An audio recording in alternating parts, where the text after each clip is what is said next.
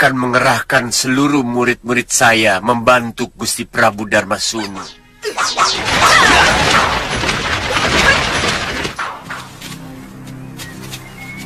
Saya mencemaskan adik saya Lokahita.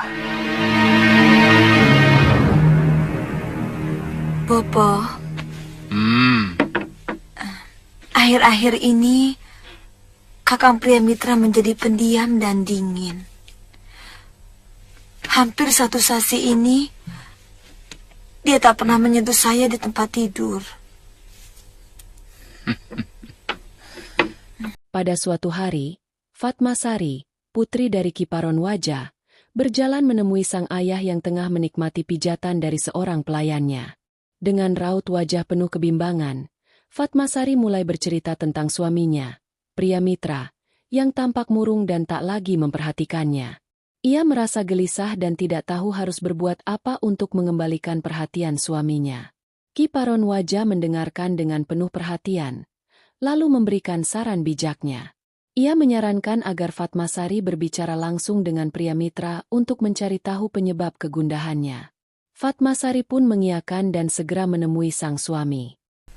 Kamu sudah menanyakan pada suamimu, kenapa sikapnya berubah? Dia tidak mau terus terang, Bopo. Tapi saya sering memergoki dia duduk melamun.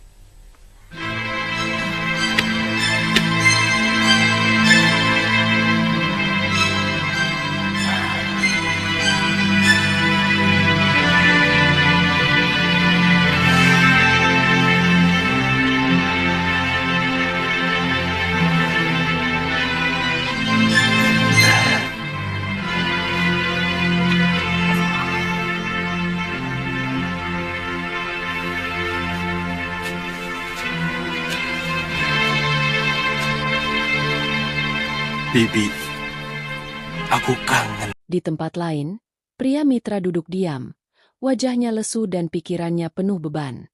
Fatmasari mendekatinya, menawarkan makanan dan berniat membicarakan sesuatu yang penting.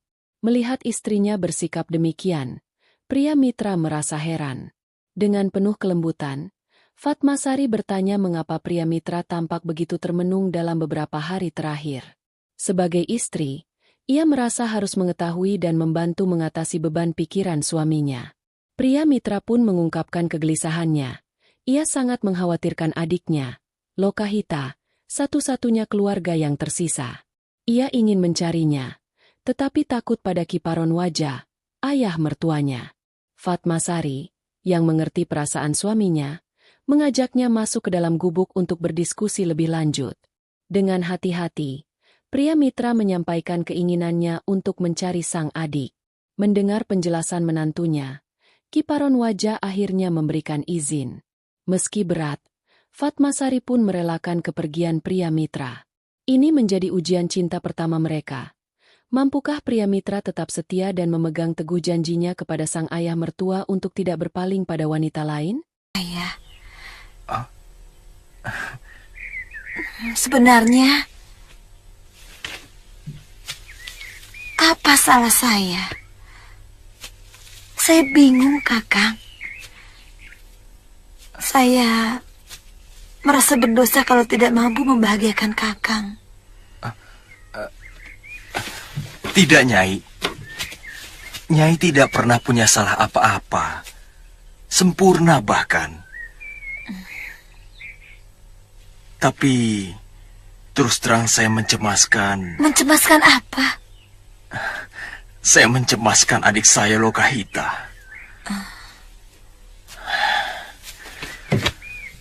Bahkan saya tidak tahu di mana dia berada. Kakang bermaksud mencarinya? Itulah yang mengganggu pikiran saya.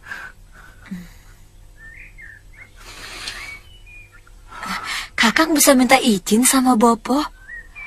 Saya yakin beliau akan mengizinkannya.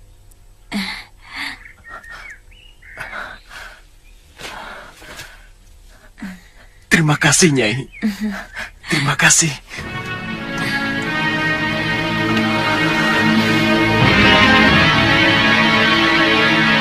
Kalau niatmu memang untuk mencari adik kandungmu, saya kira istrimu tidak akan keberatan. Dan perpisahan semacam ini malah akan menyegarkan tali kasih kalian. Terima kasih, Bopo. Saya berjanji akan segera kembali kalau Lokahita sudah saya temukan.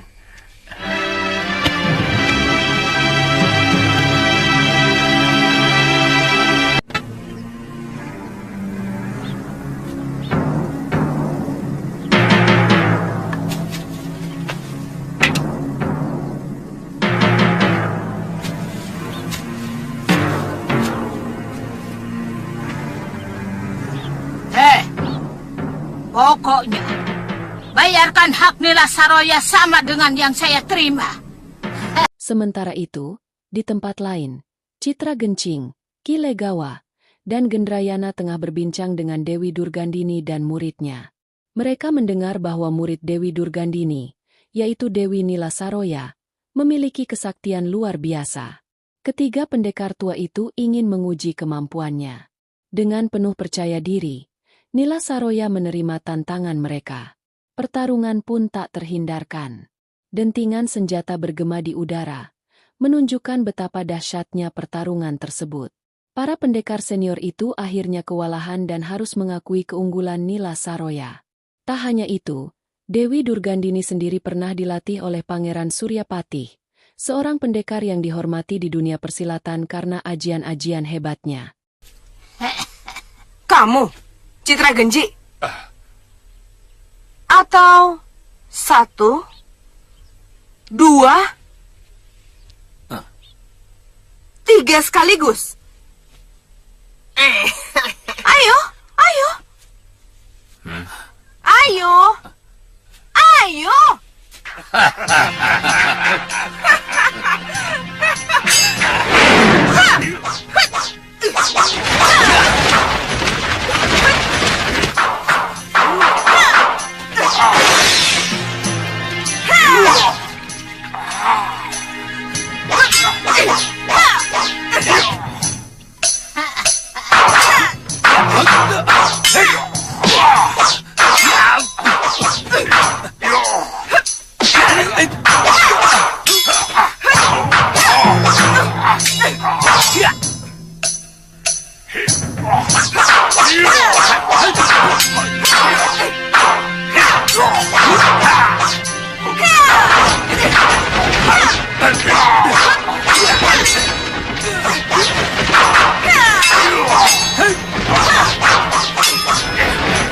Boleh juga.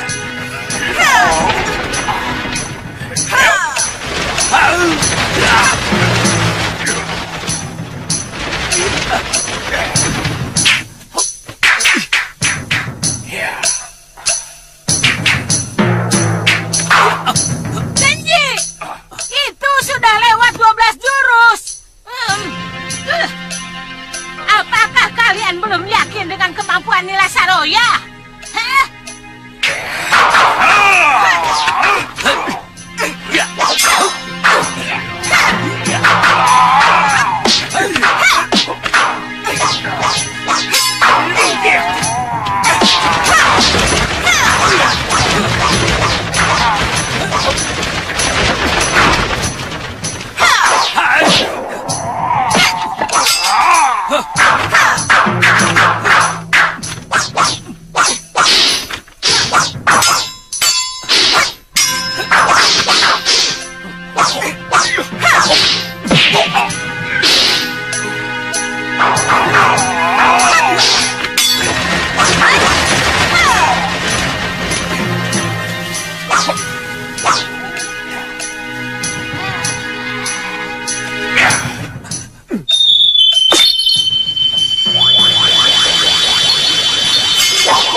Tahan dulu. Kutu raya kalian semua. Kalian akan saling membunuh. Iya. Baik. Aku akan berpihak pada Nila Saroya. Kurang ajar kalian semua.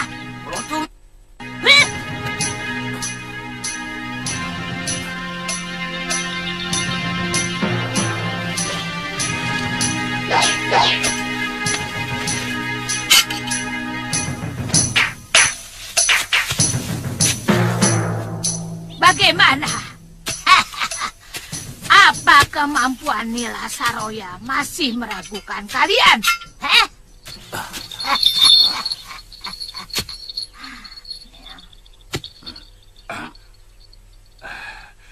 Iya, saya akan bayar semahal kamu, Nyai.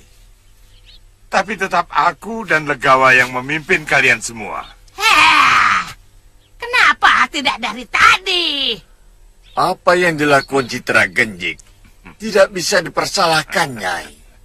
Dia mempertanggungjawabkan mutu dari kelompok yang dipercaya dengan bayaran mahal. Maafkan saya, Nyai.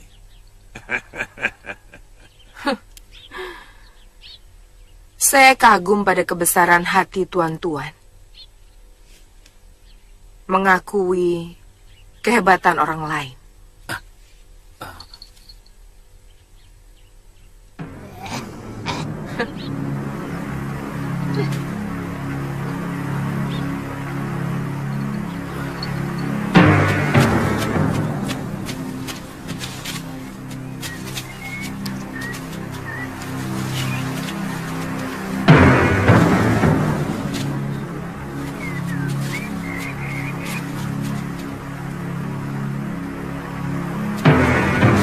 Mau kemana?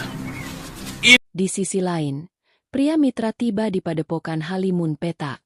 Ia turun dari kudanya dan bertanya kepada penjaga tentang keberadaan Nila Saroya. Dengan sedikit ketakutan, sang penjaga memberitahu bahwa Nila Saroya telah pergi ke Rawa Bangke, tempat tinggal Dewi Durgandini. Pria mitra merasa was-was.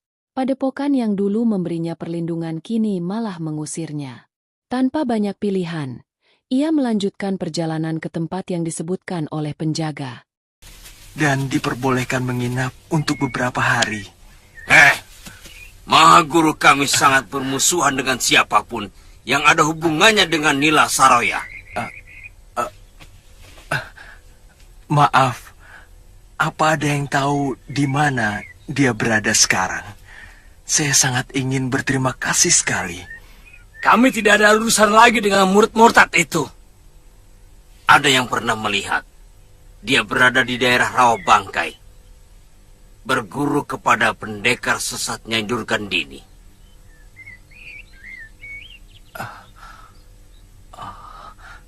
Terima kasih Kisanak. Saya mohon pamit.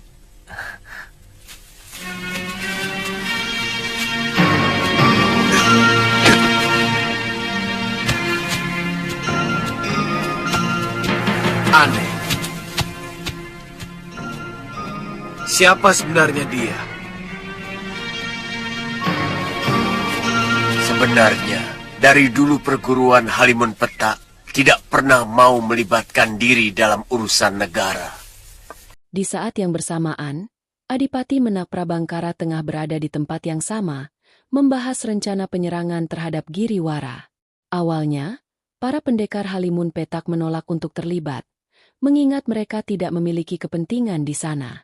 Namun, Adipati Menak Prabangkara menjelaskan situasi yang sebenarnya, bahwa yang mereka hadapi bukan orang biasa, melainkan para pendekar sakti seperti Dewi Durgandini, Citra Gencing, Gendrayana, dan kawan-kawan mereka. Mendengar hal ini, pemimpin para pendekar Halimun Petak mulai luluh. Adipati Menak Prabangkara kemudian menyebut nama yang penuh wibawa, Angling Dharma. Nama itu membangkitkan semangat para pendekar Halimun Petak, karena Angling Dharma pernah menolong mereka di masa lalu. Dengan penuh rasa hormat dan balas budi, mereka akhirnya setuju untuk membantu kerajaan Kalinggapura. Para pendekar pun menyatakan kesiapan mereka untuk berangkat ke medan perang kapan saja jika dipanggil. Akankah pria mitra berhasil menemukan adiknya? Akankah para pendekar Halimun Petak mampu menghadapi musuh-musuh tangguh di medan perang? Perjalanan mereka baru saja dimulai. Berapa perguruan silat akan ikut bergabung dengan mereka? Perguruan mana saja, Gusti? Yang jelas, Citra Genjik dan Ki Legawa terlibat membuat kekacauan di Kutaraja. Oh. Para empu sepuh itu masih saja suka turun gunung rupanya. Mereka biasanya berlima. Paron Wajah, Gendrayana, dan Ganggadara. Wah, cukup berbahaya negeri Tuan. Ya. Mungkin dengan alasan itu, Gusti Prabu Angling Dharma menyarankan kami untuk mengajak perguruan Halimun Petak untuk ikut mempertahankan negeri kita sendiri. Saya berjanji akan mengerahkan seluruh murid-murid saya membantu Gusti Prabu Darmasunu. Kapan saja tuan-tuan memerlukan, kami segera berangkat. Ya, terima kasih, Empu. Kami siap menyediakan penampungan untuk semua murid Padepokan Empu ke Kalinggapura. Kami tak ingin merepotkan siapapun. Percayalah Tuan Adipati. Pada saat diperlukan, kami sudah berada di sana.